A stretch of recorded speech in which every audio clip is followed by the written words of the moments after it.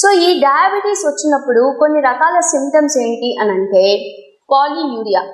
Polyuria అంటే వీళ్ళు ఎక్కువసార్లు యూరినేషన్కి వెళ్తూ ఉంటారు, చాలాసార్లు యూరిన్ చేయడానికి వెళ్తూ ఉంటారు. పాలీడిప్సియా. పాలీడిప్సియా అంటే వీళ్ళకి ఎక్కువగా దాహం అనేది వేస్తూ ఉంటుంది, ఎక్కువసార్లు వాటర్ తాగాలని అనిపిస్తూ ఉంటుంది. మూడోది పాలీఫాగియా. సో పాలీఫాగియా అని అంటే వీళ్ళకి ఆకలి ఎక్కువ వేస్తూ ఉంటుంది, కొంతమందికి అసలు ఆకలి వేయకుండా ఉంటుంది, రెండు ఉంటాయి.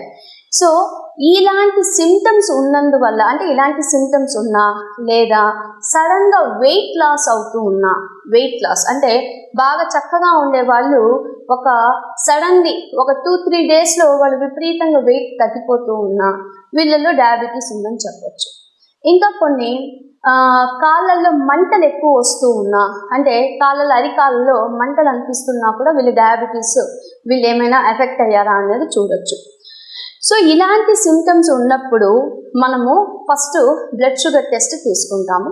తీసుకున్న తర్వాత ఒకవేళ మనకి డయాబెటిక్ స్టేజ్లో ఉన్నామా, ప్రీ డయాబెటిక్ స్టేజ్లో ఉన్నామా కనుక్కున్నాక దాన్ని బట్టి మనం ట్రీట్మెంట్ ఇవ్వాల్సి ఉంటుంది.